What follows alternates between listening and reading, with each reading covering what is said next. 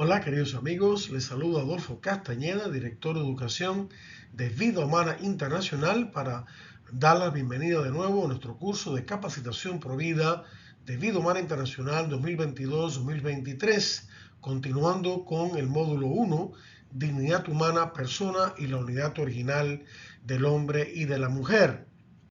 Y comenzamos con la lección 5, la primera parte, va a tener dos partes. En esta primera parte de la persona humana y de la moral, vamos a tratar distintos aspectos de la ley moral. Recuerden que el último tema de la lección anterior fue la ley moral en general. Ahora vamos a tratar distintos aspectos. Y comenzamos con la ley moral natural. ¿Qué es la ley moral natural universal? Santo Tomás la define como la ley natural es una participación en la sabiduría y la bondad de Dios por parte del hombre, formado a imagen de su creador. Expresa la dignidad de la persona humana y constituye la base de sus derechos y sus deberes fundamentales. Está recogida esta definición en el Catecismo de la Iglesia Católica en el número 1978, como ven en pantalla. ¿Qué es la ley natural? Primero existe la ley eterna que está en Dios mismo y que expresa su carácter, el carácter moral de Dios. Se le llama ley natural porque Dios la grabó en la naturaleza humana y es captada por la razón humana, que es una participación en la bondad y la sabiduría de Dios. Continuando con este tema de ley natural, esta ley es inmutable y universal, es decir, aplica a todos los seres humanos, creyentes o no, y está resumida en su esencia en los 10 mandamientos de la ley de Dios del Antiguo Testamento. Ya veremos eso. Esta ley natural, como decíamos, es la base de los derechos y deberes fundamentales de la persona humana. Es la base, o debe ser la base, de la ley humana, que hay dos tipos de ley humana: la ley civil, que todos conocemos, como la ley de tránsito, por ejemplo, y la ley eclesiástica, que es el derecho canónico, que también todos hemos oído hablar de ella y que rige el comportamiento de nosotros los católicos en la iglesia, como por ejemplo el ir a misa todos los domingos y demás. Y esto está explicado por San Pablo en Romanos 2, versículos del 14 al 16, y también en el Catecismo de la Iglesia Católica en los números 1958 y 1959. Ahora la pregunta que surge es, ¿una democracia pluralista no debe tener como base una ley moral relativa o relativista? No, no es así. Para que una democracia sea justa para todos, debe basarse en principios objetivos e inmutables y que sean universales, o sea, que beneficien a todos. De lo contrario, se cae en lo que el Papa Benedicto XVI llamaba una moral individualista. Cada uno tiene su propia moral. Y entonces los grandes, los poderosos, les van a imponer su moral, entre comillas, a los débiles y indefensos. Por ejemplo, el aborto, la ley injusta del aborto es un ejemplo de esa dictadura del relativismo, como le llamó el Papa Benedicto XVI. Estos principios universales anteceden y fundamentan la democracia. La democracia no está ahí para elegir estos principios. Estos principios anteceden y fundamentan la posibilidad de elegir justamente leyes y gobernantes en una sociedad democrática o justa.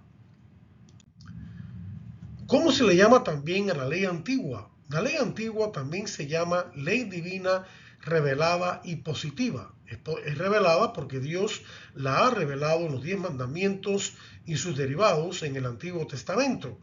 Positiva significa que ha sido promulgada por escrito, como de hecho sucede con la ley de Dios en los 10 mandamientos. Las leyes humanas también se llaman leyes positivas porque también han sido promulgadas por escrito en estatutos, en los libros, tanto las leyes civiles como las leyes eclesiásticas en el derecho canónico, que está todo recogido en un libro. ¿Por qué fue necesaria la revelación de la ley antigua? Esta pregunta es importante porque ya hemos estudiado el tema de que el ser humano puede, sin la ayuda de la fe incluso, tiene la posibilidad de conocer la existencia de Dios y su ley divina. Sin embargo, debido al pecado original, el intelecto y la voluntad del ser humano quedaron debilitados. A pesar de tener esa capacidad para conocer la ley natural, su intelecto puede caer en el error y su voluntad es débil para cumplir esa ley moral. Entonces, la revelación de la ley antigua que Dios revela, aunque el hombre la puede descubrir por sí mismo, y de hecho la ha descubierto en la historia del pensamiento humano, sin embargo Dios optó por revelarla porque así se hacía posible que todos la pudieran conocer sin dificultad, no solamente algunos, con la capacidad del tiempo para ello. Y no solamente eso, con firme certeza y sin mezcla de error. Los grandes filósofos como Aristóteles y Platón y demás pudieron descubrir muchas cosas de moral, pero tuvieron sus errores también. Y al revelar Dios su ley, entonces hace posible que todos, sin mezcla de error y con firme certeza, la puedan conocer. Esta ley del Antiguo Testamento, los 10 mandamientos, sirvió de preparación para la ley evangélica de Jesucristo en el Nuevo Testamento. Jesucristo no la abolió, sino que le dio su verdadero cumplimiento. Este tema lo pueden encontrar, lo que hemos hablado en esta diapositiva, en el Catecismo número 1960, como ven en pantalla. ¿Cómo fue que Cristo dio cumplimiento a la ley antigua y la ley natural? Cristo le dio cumplimiento perfecto en su propia persona, por medio de su ejemplo de santidad, por medio de su enseñanza, en el Sermón de la Montaña, que ya hemos mencionado, y por medio de su pasión, muerte y resurrección y envío del Espíritu Santo. Cristo no abolió los 10 mandamientos ni la ley natural. Ambos son necesarios para la salvación. Solo abolió las leyes sobre los alimentos y las ceremonias religiosas.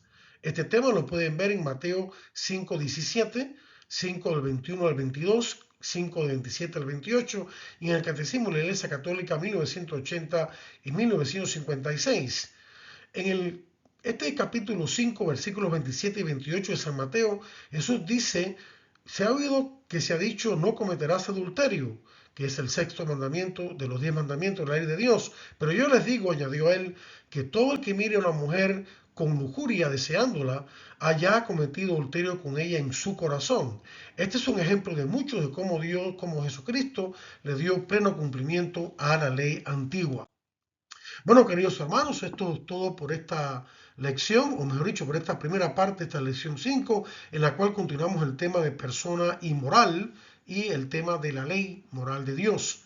Ahí tienen los datos en pantalla para contactarse con nosotros para todo lo que deseen conocer más acerca de este curso y de los otros medios educativos, también los que vendemos por internet o contactándonos directamente por teléfono, y también les invito que se comuniquen conmigo en la dirección electrónica que ven en pantalla para adquirir nuestro boletín electrónico semanal gratuito de artículos sobre la vida y la familia. Que Dios los bendiga a todos y gracias por la atención prestada.